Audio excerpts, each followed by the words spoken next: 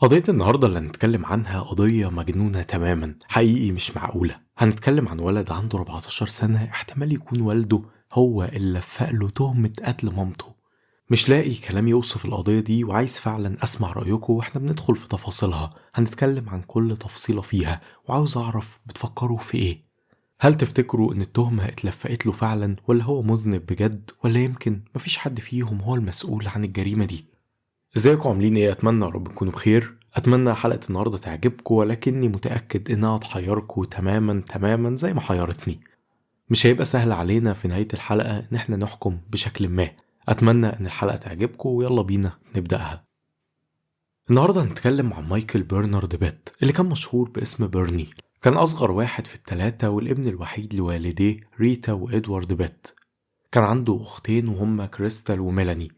كان قريب جدا منهم هما الاتنين، كلهم كبروا في بلدة ريفية صغيرة اسمها هوبول في ولاية ميزوري.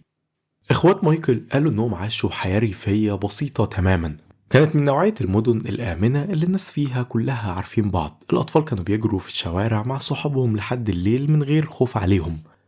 أهاليهم اتجوزوا وهم مراهقين وبدأوا عائلتهم بسرعة جدا، بس العلاقة ما كانتش كويسة أبدا. كان معروف ان ادوارد خاين محترف، وده طبعا زي ما تقدروا تتخيلوا سبب توتر وخناقات كتير في البيت. بس ريتا كانت بتحبه جدا وبتحب زواجهم، وبالرغم من كل شيء فضلت معاه. بس الامور ساءت اكتر واكتر مع الوقت وبقت عنيفة. كان في ادعاءات عنف منزلي من الطرفين، وطبعا كل الاطفال كانوا بيشوفوا ده بعينيهم. مايكل كان بيحب مامته جدا، فكان صعب عليه انه يكبر في البيئة دي ويشوف الحاجات دي بتحصل لها ويشوف الحاجات دي بتحصل بين اهله. هو ومامته كانوا قريبين جدا من بعض، وهو كان طفلها المدلل المفضل. كانت بتروح كل الفعاليات الرياضية بتاعته وكل ماتشات البيسبول وكرة القدم، وكان دايما معاه كاميرا تصوير عشان توثق كل أحداثه وهو بيكبر قدام عينيها. في نفس الوقت هو كان لسه ولد مراهق، فكان في بينهم مشاكل وخناقات. مايكل كان عنده مشاكله الخاصة وما كانش أسهل المراهق في التعامل معاه، يمكن بسبب البيئة اللي كبر فيها. لما كان صغير كان بيتوصف إنه طفل سعيد في المجمل وبيعشق مامته، بس لما كبر والمشاكل في البيت زادت هو كمان ساء. كان بيهرب كتير من المدرسة وسقط في السنة التاسعة 3 مرات. خلقه كان ضيق جدا وبقى مراهق غاضب طوال الوقت. كان بيتخانق مع مامته كتير، بس اخواته قالوا ان معظم الغضب ده كان في الحقيقة متوجه لوالدهم اللي اتقال انه كان بيحطه في نص خناقاتهم كتير. في سنة 1997 الشرطة جم فعل لريتا وإدوارد خلال واحدة من خناقاتهم، ومايكل كان موجود هناك. اتكلم مع البوليس وقال لهم انه شاف والده بيزق مامته للأرض وبيخنقها. السنة اللي بعدها في أوائل 98 مايكل ومامته دخلوا في خناقة جامدة لدرجة ان مايكل هدد فعلا بقتلها وقتل نفسه. قال لريتا انه هيدفنها تحت الأرض زي والديها. طبعا هي أخدت الكلام ده بجدية جدا ودخلت مايكل المستشفى بعد الخناقة دي. وبمجرد ما طلع من المستشفى الأمور بدأت إنها تتحسن ما بينهم. لما رجع البيت علاقتهم بدأت تتحسن وبقوا قريبين تاني من بعض. ويمكن اللي ساعد في ده إن في صيف نفس السنة، سنة 1998، ريتا قدمت فعلا على الطلاق من إدوارد بعد أكتر من 20 سنة زواج. في أوراق الطلاق ذكرت خيانة إدوارد، وكان طلاق صعب جدا ومشاكله كتير زي ما تقدروا تتخيلوا في علاقة متقلبة زي دي. وريتا أخدت من الطلاق ده مميزات كتير، ما كانتش هتسيب بيت العيلة العربية المتنقلة اللي كانوا عايشين فيها، وأخدت نص معاش إدوارد ونفقة ومصاريف أطفال. ومع شخص زي إدوارد باللي وصفناه بيه أكيد تتخيلوا إنه ما كانش مبسوط بده أبدا. بعد الطلاق حاول كمان يدفع فلوس لمايكل عشان يجي يعيش معاه، ومايكل ما كانش عاوز يعمل كده، كان عاوز يفضل مع مامته. بس انتهى بيه الحال إنه بيقسم وقته بين والديه. دلوقتي احنا في 4 ديسمبر سنة 1998. طلاق ريتا وإدوارد خلص قبل اليوم ده ب4 أيام بس، وعشان كده ريتا اللي كان عندها 40 سنة وقتها قررت تخرج وتروح البار مع شوية من صحابها. مايكل كان عنده في الوقت ده 14 سنة، فكان كبير كفاية إنه يقعد في البيت لوحده بينما هي بره. قعد في البيت كام ساعة لحد الساعة 7 أو 8 مساء، ولما زهق قرر يركب العجلة بتاعته ويروح للمحل العام اللي في المنطقة. وهناك قابل صاحبه اللي كان ولد عنده 15 سنة اسمه جوش سينسوي. عزم جوش إنه يجي يبات عنده في البيت، والأولاد راحوا بيت مايكل وقضوا وقت هناك. لما ريتا رجعت البيت حوالي الساعة 11 مساء كانت جايبة معاها سندوتشات للأولاد، وبعد ما ادتهم الأكل ده قالت لمايكل إنها هتنام وتمنت له ليلة سعيدة. بعدها دخلت أوضتها، ومايكل وجوش قرروا إنهم يسهروا شوية كمان. الاتنين كانوا مراهقين، شربوا شوية حشيش وسمعوا مزيكا، وبعدين هما كمان ناموا. مايكل طبعا نام في سريره، وجوش نام على الأرض في أوضة مايكل. وتاني يوم الصبح الساعة 6 صباحا الولدين صحيوا على ريحة دخان في البيت. لما فتحوا عينيهم مايكل قال إن كان في زي ضباب أبيض من الدخان في أوضته، وشبهه باللي بيحصل لما مامته كانت بتحرق الأكل في البيت. فبص لجوش وقال له أنت بتشرب سجاير؟ وجوش قال له طبعا لأ. مايكل قام فورا وراح للباب، فتح باب الأوضة واتفاجئ بجدار من الدخان الأبيض. بدأ ينادي على مامته، ومامته مردتش عليه، فجري فورا لبره وجاب خرطوم المية. وهو بيعمل كده شاف عربية مامته موجودة، فعرف إن مامته موجودة في البيت. للأسف جري فورا على أوضة مامته بالخرطوم عشان يشوفها ويطمن عليها، لأنها ما كانتش بترد عليه. أول ما وصل لأوضتها وفتح الباب شافها واقعة على الأرض، رجلها كانت متغطية بالدم، وجسمها من النص لفوق محروق وفيه نار للأسف. فورا بدأ يستخدم الخرطوم عشان يحاول يطفي النار دي، بينما جوش جري عشان يطلب المساعدة. مايكل بيفتكر الموقف ده كله وبيقول أنا لسه سامع صوته، سامع صوت طقطقة النار. في أوقات بصحى الصبح وبشم الريحة في مناخيري، الريحة دي هتفضل معايا للأبد. لما الضباط وصلوا لموقع الحادث وصفوها بإنها بشعة.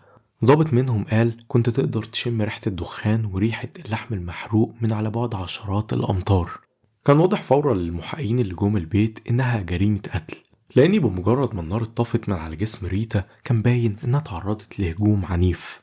عانت من ضربة قوية بآلة حادة على دماغها، معظم إصاباتها كانت في راسها، وكان في دم مالي الأرض وجدران الأوضة كمان. ده كان مؤشر إن حصلت مقاومة كبيرة منها. خبير الحرائق كمان جه للمكان وحدد إن في مادة معجلة للاشتعال استخدمت عشان تولع في ريتا. غير كده ما كانش فيه أي أدلة تانية. البيت اتفتش حتة حتة من المحققين وما لقوش أي حاجة، ما لقوش سلاح الجريمة ولا أي أدلة جنائية تانية. مايكل طبعا أول حاجة عملها إنه كلم إخواته كريستال وميلاني وقال لهم إن في حد اقتحم البيت وقتل مامتهم. الاتنين جريوا على البيت فورا لمكان الجريمة، ولما وصلوا لقوا مايكل قاعد في عربية البوليس في الكرسي اللي قدام، وشه كله هباب اسود بس فيه آثار دموع نازلة على وشه. قالوا إنه كان منهار تماما. طبعا كان لسه مطفي النار في جثة مامته الميتة، كان مصدوم، طفل عنده 14 سنة. هو وجوش طبعا اتاخدوا على اسم الشرطة عشان يتسألوا عن كل اللي حصل صباح اليوم ده. أخدوهم في عربيات منفصلة، وفي الطريق لاسم الشرطة البوليس والضباط اللي كانوا مع مايكل في العربية قالوا إنه ما كانش متأثر كفاية بالنسبة ليهم، ما كانش بيتصرف بالطريقة اللي هم شايفين إن حد لازم يتصرف بيها بعد ما شاف جثة مامته محروقة. كمان قال تعليق، والبوليس حطه في تقريره على إنه تعليق غريب. قالوا إنه سأل إيه اللي هيحصل في عربية النقل بتاعت ماما. التعليق ده بالنسبة لهم فورا ومن غير حتى ما يسألوه ولا يحققوا في القضية شوية قالوا إن ده مذنب. تعليق مش مناسب أبدا بالنسبة لهم، واضح إنهم مش حزين كفاية عليها، وليه يسأل عن العربية المحروقة دلوقتي. لما وصلوا بيه اسم الشرطة كان خلاص مايكل هو المتهم الرئيسي بتاعهم، هم خلاص لقوا المشتبه فيه وهو مذنب. عملوا له اختبار ضغط الصوت وسقط فيه، وطبعا أكيد هيسقط، طفل عنده 14 سنة لسه لاقي جثة مامته الميتة محروقة واضطر يطفي النار دي بنفسه. اختبار ضغط الصوت ده أنا مكنتش أعرفه تحديدا، بس دورت عليه بسبب القضية دي. هو أسلوب تحقيق بيحاول يقيس التوتر النفسي عند الشخص من خلال نبرة صوته أثناء الكلام، على افتراض ان التوتر المرتبط بالكذب بيسبب اهتزازات دقيقة جدا في الصوت الانسان ما بيقدرش يتحكم فيها. فالشرطة بتسأل اسئلة مباشرة، والجهاز بيحلل نبرة الصوت والذبذبات الدقيقة والتغيرات غير الملحوظة في الكلام. الاختبار مبني على الكذب بيساوي ضغط نفسي، والضغط النفسي بيساوي تغيرات لا إرادية في الصوت. هل الاختبار ده دقيق؟ هنا المشكلة الكبيرة، هو مش معترف بيه علميا بشكل قاطع، النتائج بتاعته غير موثوقة مقارنة باختبار كشف الكذب التقليدي. في ولايات كتير في الولايات المتحدة مش مقبول كدليل في المحكمة، بيستخدم فقط كأداة ضغط نفسي أثناء التحقيق. فطبعا الولد ده كان مضغوط، أكيد عقله كان هيطير من الضغط. المهم البوليس أخد هدومه وجزمته اللي كان لابسها، وما كانش فيه أي دم على هدومه ولا جزمته، ما كانش فيه علامات مقاومة على جسمه، وما كانش فيه أي إصابات جسدية عليه. بس جابوا كلب بوليسي عشان يشم هدومه وجزمته عشان يشوف لو في مادة معجلة للاشتعال عليها، وبالفعل الكلب لقى. طبعا واجهوا مايكل بالكلام ده في التحقيق. هو قال لهم ان قبل الحريق بيوم لما راح قابل جوش عند المحل، وقبل ما يرجعوا لبيته راحوا فعلا عند قضبان القطر وولعوا نار عشوائية باستخدام بنزين. جوش كمان أكد الرواية دي للمحققين. المحققين راحوا عند قضبان القطر ولقوا جنب بيت مايكل منطقة في القضبان كان مولع فيها نار بالفعل في اليوم اللي مايكل قال عليه. فكل الكلام كان متطابق، ومايكل كان معروف عنه انه بيحب يولع نار كتير هناك. قال ان هو واصحابه كانوا بيحبوا يروحوا المكان ده ويولعوا نار للتسلية عشان كانوا زهقانين، بس الموضوع ما كانش في مصلحة مايكل طبعا في اللحظة دي. كان هو الوحيد اللي في البيت وقتها، ومعروف انه خلقه ضيق، وعارفين موضوع المستشفى والخناقات مع مامته، وانه معروف بحبه لتوليع النار. هي جثتها كانت محروقة واستخدمت مادة معجلة للاشتعال، ولقوا مادة معجلة للاشتعال على جزمته. فمفيش أي سبب يخليهم يدوروا على حد تاني دلوقتي، هو مذنب. طبعا ما ننساش أهم عامل، إنه ما كانش متأثر كفاية على حد قولهم. المحققين كمان اعتقدوا إن هو عزم جوش عشان يكون عنده حجة غياب، وإن جوش ملوش أي علاقة بالموضوع. ففضلوا يحققوا مع جوش ومايكل لساعات وساعات على مدار كذا يوم، ومايكل كان كلامه ثابت جدا في قصته. لكن جوش بعد يومين من الحادث أدلى ببيان متصور فيديو قال فيه إنه صحي في نص الليل لأنه سمع صوت كأنه صوت سيدة، ولما بص في الأوضة مايكل ما كانش موجود جنبه. ما شافوش في السرير بتاعه وما كانش في الأوضة خالص، وده بيعارض حجة مايكل، لأن مايكل بيقول إنهم فضلوا في الأوضة طوال الليل وما صحيوش غير الساعة 6 صباحا لما شموا ريحة الدخان. بعد ما جوش أدلى بالبيان ده، البوليس راح وقبض على مايكل بيت اللي عنده 14 سنة في 7 ديسمبر سنة 98، ووجهوا له تهمة قتل مامته. محدش كان مصدق، والده ما كانش مصدق، اخواته نفسهم ما كانوش مصدقين، والكل كان مصدوم تماما من الخبر ده. مايكل فضل محبوس لمدة 3 سنين في انتظار المحاكمة، وبعد 3 سنين النيابة عرضوا عليه صفقة اعترف بالقتل الخطأ وتاخد عقوبة قصوى 15 سنة بدل السجن مدى الحياة اللي كان بيواجهه لو القضية راحت المحكمة وهيئة المحلفين شافوا انه هو مذنب. هو قرر انه يرفض الصفقة دي لانه كان بيأكد براءته بقوة، ما كانش يعترف انه مذنب ابدا، وعشان كده قضيته راحت للمحكمة. المحاكمة بدأت في شهر يناير سنة 2002، وقتها كان عنده 17 سنة. اتعين له محامي منتدب عشان يدافع عن براءته، وده كمان كان شيء جنوني لأن دي كانت أول محاكمة قتل للمحامي ده لوحده، كانت أول قضية قتل يشتغل عليها. في المحاكمة طبعا النيابة قدمت أقوى أدلتها، أكتر أدلة بتدينه وهي الجزمة. شاهدوا أو قدموا دليل إن مش بس الكلب البوليسي أشار لوجود مادة معجلة للاشتعال على جزمة مايكل، لكن كمان الاختبارات اللي بعد كده أكدت وجود المادة دي. كمان جابوا شاهد للمنصة وشاهد إن في مادة معجلة للاشتعال استخدمت لحرق جثة ريتا، ووضحوا إن مفيش أي حاجة كهربائية ممكن تكون سببت الحريق في البيت. وبعدين استخدموا رواية مايكل نفسه ضده بخصوص إزاي البنزين جه على جزمته. طبعا وقال لهم إن هو وجوش راحوا ولعوا في النار عند قضبان القطر. فالمحققين أو المدعين قدموا دليل بيدعي إن شكل الحرق اللي عند قضبان القطر، النار اللي ولعت هناك، كانت نفس شكل الحرق اللي اتوجد على جثة مامته ريتا. النيابة كمان جابت شاهد على خناقة بين مايكل وريتا على الفلوس قبل أسابيع قليلة من الجريمة، والشاهد ده قال إن بعد الخناقة دي مايكل قعد يفتح ويقفل في ولاعة بغضب، ووصفوا ده إنه كان بيتعامل بطريقة تهديدية. وعشان يقفلوا القضية تماما على مايكل قدموا دليل إنه في دار رعاية الأحداث مايكل اعترف فعلا بالقتل. كان عندهم 3 شهود منفصلين بلغوا عن واقعة حصلت بعد شهر بالظبط من دخوله دار الأحداث دي، إن هو حاول ينهي حياته، وخلال الواقعة دي صرخ وقال أنا مبقاش يهمني حاجة من ساعة ما قتلت أمي. مايكل ما أخدش فرصة إنه يعارض الكلام ده لأنه ما طلعش يشهد في المحكمة. محامي الدفاع بتاعه قال ببساطة إنه ما كانش عنده وقت كفاية يجهز مايكل للشهادة، وجوش كمان ما طلعش يشهد في المحكمة. المحلفين ما شافوش الفيديو المتصور بتاعه اللي اعترف فيه إن مايكل ما كانش في السرير وليلة الجريمة. إخوات مايكل ما طلعوش يشهدوا، ومفيش حد طلع يشهد دفاعا عن مايكل في المحاكمة. هيئة المحلفين قالوا إنهم ما سمعوش ولا شخص واحد طلع قال إن مايكل ما عملش كده. دفاعه كله كان معتمد على إن مفيش سلاح جريمة، وإن ما كانش فيه دم ولا إصابات عليه، بالرغم من إن النيابة بتقول إن كان فيه دليل واضح إن ريتا والقاتل دخلوا في صراع عنيف وقت القتل. الادعاء ما لقوش أي مشتبه فيهم تانيين بالرغم من وجود مشتبه فيهم ليهم دافع. وفي المجمل دفاعه استمر لمدة نص يوم، وبعد 3 أيام من الشهادات هيئة المحلفين طلعوا يتناقشوا. قعدوا 4 ساعات قبل ما يرجعوا بقرارهم، وكان مذنب. لقوا مايكل بيت مذنب بالقتل من الدرجة التانية واتبعت لسجن الولاية في ميزوري. السجن ده كان خطير جدا لدرجة انه اتوصف في وقت من الاوقات بانه اكتر 47 فدان دموي في امريكا. وفي السجن هو شاب صغير عنده 18 سنة كان بيتعرض للاعتداء باستمرار، وعشان يعيش ويلاقي امان هناك انضم لعصابة جوه السجن. كمان لجأ لشرب المخدرات أكتر وبدأ يستخدم الهيروين كوسيلة للتعايش. بعد إدانته والده إدوارد وظف له محامي فعلا عشان يقدم طعون، وده أخد مجهود من العيلة وإقناع كتير للأب عشان يوظف له المحامي ده. الطعن بتاعه اترفض، فوالده إدوارد قال إن هو وظف نفس المحامين تاني عشان يكملوا الطعن، والمحامين دول بدأوا يتجاهلوه تماما، ما كانوش بيردوا على مكالماته ولا إيميلاته ولا رسايله ولا أي حاجة. فانتهى بيه الحال إنه بعت لهم رسالة بيهددهم فيها إنه يروح لنقابة المحامين ويبلغ عنهم. فبعتوا له رسالة وقالوا له إحنا مش بنمثلك وإحنا ما مثلناكش من ساعة الطعن المباشر. فاتضح ان ادوارد كان بيكذب بخصوص توظيفهم تاني. مايكل ما كلمش والده تاني ابدا بعد كده، لان ده كان غدر كبير جدا بالنسبة لمايكل فوق كل اللي والده عمله فيه طوال حياته. دي كانت القشة اللي قطمت ظهر البعير، خصوصا لانه فعلا ضيع فرصة انه يقدم طعن بسبب الموقف ده كله. ومن اللحظة دي بطل يتكلم مع والده ودخل في الهيروين بتقل جدا كوسيلة عشان يهرب من كل اللي بيحصل له.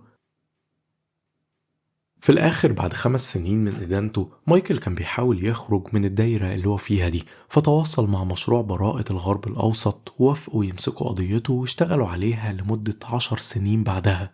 المحاميين تريشا بوشنل وميغان كورين ومارك إمرسون دخلوا في القضية وقالوا إن القضية اللي قدمتها النيابة في المحاكمة ثبت غلطها بشكل قاطع، وكانوا مؤمنين إن هو تم إدانته لمجرد صغر سنه. فخلونا نرجع شوية ونبص على قضية النيابة. أول حاجة، خبير الحرائق اللي حدد وشاهد في المحكمة إن في مادة معجلة للاشتعال استخدمت في مكان الجريمة، طلع إن ده مجرد إحساس عنده. يعني هو راح لمكان الجريمة وبص كده وقال أيوة أنا عندي إحساس إن في مادة معجلة استخدمت هنا. إنما ده ما كانش مبني على أي اختبارات معملية حقيقية، اتعملت اختبارات معملية وملقوش أي مادة معجلة.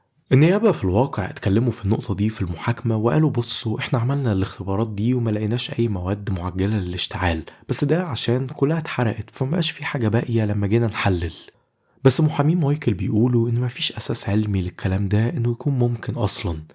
لو كان في مادة معجلة للاشتعال استخدمت كانت هتبان في اختبار المعمل حتى لو بنسبة ضئيلة جدا. قالوا كمان إن جزمة مايكل ما كانش عليها بنزين فعليا، وببساطة في عملية تصنيع الجزمة استخدموا مادة كيميائية اتصنفت غلط على إنها بنزين وقت الاختبار.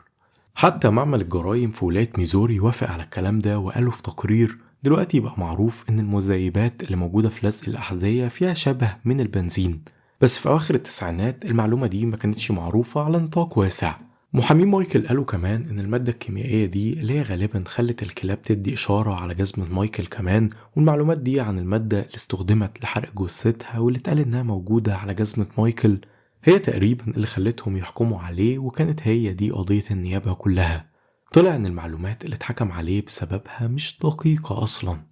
طبعا كان في الاعتراف بتاعه لما 3 شهود شهدوا وقالوا إن هو قال أنا ما بقتش مهتم من ساعة ما قتلت أمي، في حين إن مايكل بيدعي إن هو قال أنا ما بقتش مهتم من ساعة ما قتلوا أمي.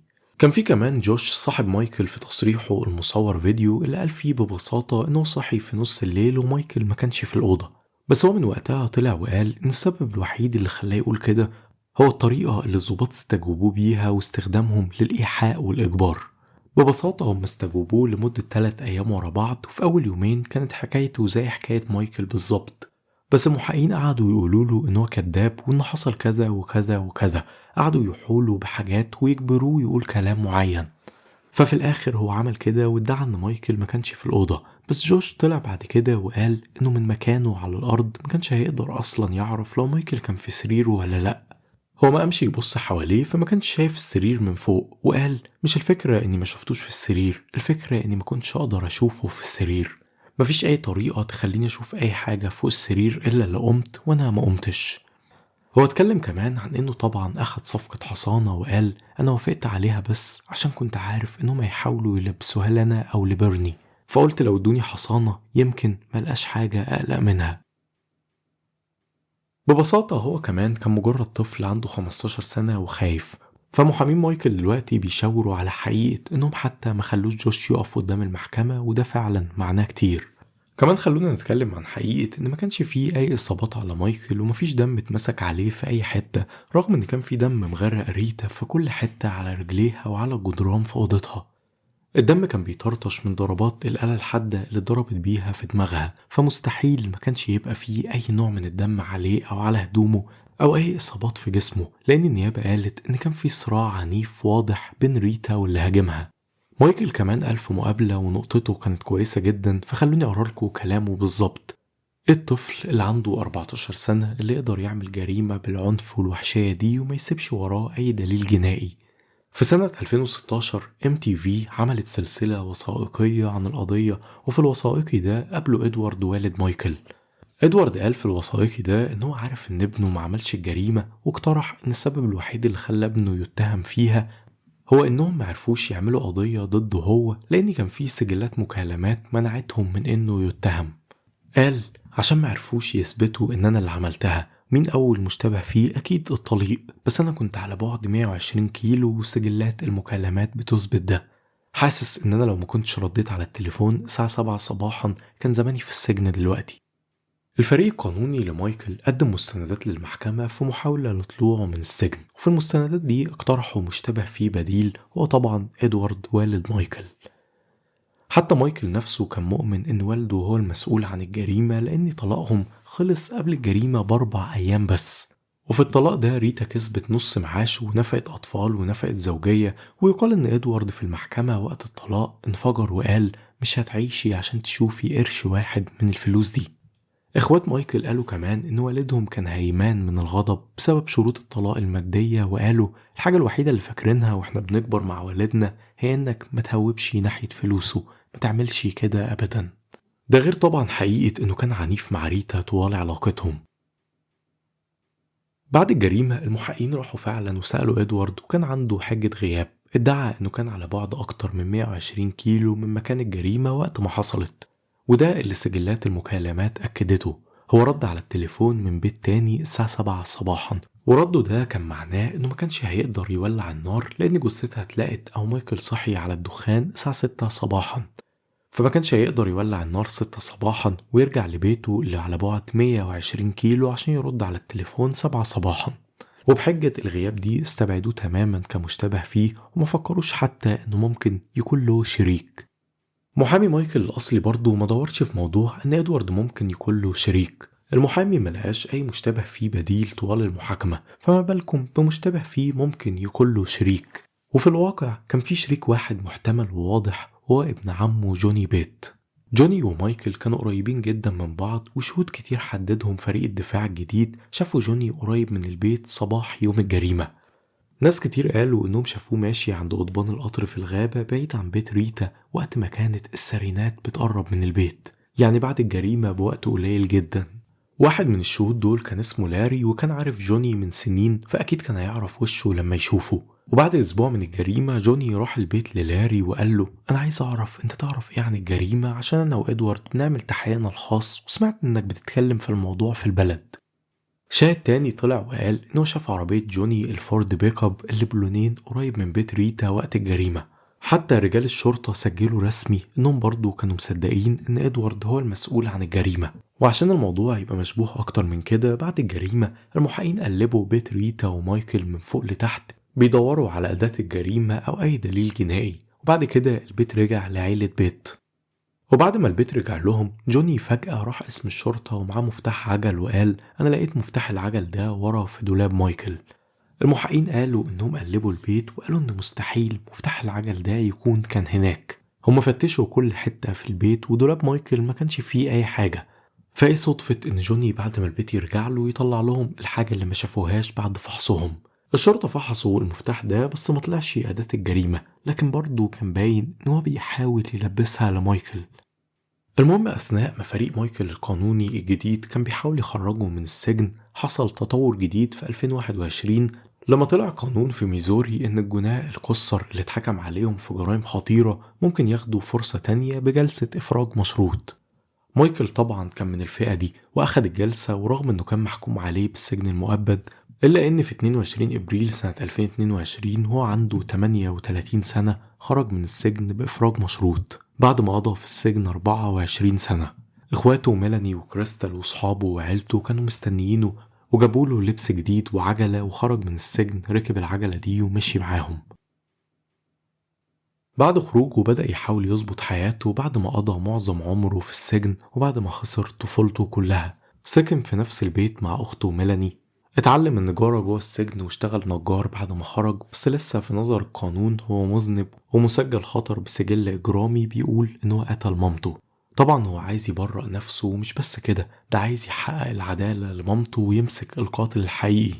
المدعي العام للمقاطعة وقت خروج مايكل كان واحد اسمه جوش هيدج، قدم طلب عشان الحكم يتلغى، وهو كمان موافق ان الأدلة العلمية اللي استخدمت ضد مايكل كان فيها مشاكل وما بيصدقش انه أخد محاكمة عادلة. كمان مكتب شرطة المقاطعة أعلنوا انهم فتحوا قضية ريتا تاني وبيحققوا فيها. مفيش تطورات أعلنوها، بس قالوا انها اتفتحت من جديد. ورغم ان الشرطة والمدعين والصحاب والعيلة والناس كلها شايفين مايكل بريء، كان في شخص واحد وشخص مهم مش مصدق، وهو المدعي العام لولاية ميزوري إريك شميث. قال إننا لازم نحترم قرار هيئة المحلفين، بس حتى المحلفين نفسهم مش مصدقين قرارهم. في شهادات موثقة فيها 5 محلفين من اللي حكموا على مايكل طلعوا قالوا إنهم بيشكوا لو كان مايكل أخد محاكمة عادلة ولا لأ. واحدة منهم اسمها ليندا قالت أنا مش مصدقة إن مايكل قتل مامته، بس مش عارفة أصلح اللي حصل. كانت بتعيط وهي بتقول كده لأنها كانت حاسة بالذنب إنها حطت رجل في السجن بناء على أدلة ثبت إنها مش حقيقية. وفي مقابلة تانية معاها ومع محلف تاني اسمه جوناثان قال إنهم حسوا بضغط عشان يوصلوا للقرار ده، لأن كان في محلفين عايزين يروحوا بيتهم وخلاص وكانوا زهقانين. قعدوا يتناقشوا لمدة 4 ساعات بس وكانوا عايزين يخلصوا. واحد من هيئة المحلفين قال كلهم ضغطوا عليا وكنت عايز أروح، فقلت لهم تمام احنا هنروح بيوتنا، بس الولد ده هيروح السجن. وده كل اللي عندنا في القضية لحد دلوقتي. لو في أي تطورات ظهرت هعرفكم أكيد. لو مايكل قدر يلغي الحكم وأي جديد في القضية لأني مركز جدا فيها. طبعا قضية تحير وتوجع القلب، واحنا بنتكلم كده ازاي هيئة المحلفين شافت ان 4 ساعات كتير عشان يقرروا مصير طفل. كانوا عايزين يروحوا وخلاص ويخلصوا يومهم ويشوفوا حياتهم. الموضوع ده شبه الفيلم بتاع 12 انجري مان للي شافوه. هستنى جدا اعرف رأيكم في الحلقة ونظريتكم عن اللي حصل. هل تفتكروا ان هو مذنب ولا اتنصب له فخ؟ هل والده هو اللي عمل كده؟ ولو فعلا ده شيء مرعب. لو الأب مش بس قتل الأم، ده كمان لبسها لابنه اللي عنده 14 سنة، فده شيء مرعب. وبتهيألي لو الأب فعلا هو المذنب وهو اللي عمل كده، هو مش بس ساب ابنه يشيل الليلة ويشيل خطته الإجرامية، ده هو خطط عشان يلبسها له. هو عارف إن مايكل معروف عنه إنه بيولع نار كتير، وفكرة إن جثة ريتا تولع فيها النار يمكن عشان يداري الإصابات أو يخبي أداة الجريمة. موضوع برضو إنه ما كانش مشتبه فيه رغم الطلاق والفلوس اللي كانت هتاخدها وصرخته في المحكمة إنها مش هتشوف قرش واحد، وبعدها ب4 أيام تتقتل وما يبقاش مشتبه فيه. فحاسس إن دفاع مايكل في المحكمة كان مهزلة تامة. وبس كده حلقتنا خلصت. أتمنى تكون عجبتكم. لو عجبتكم ياريت منسوش تعملوا لايك وقولولي رأيكم في الكومنتات، هستنى جدا، واشوفكم قريبا في فيديو جديد.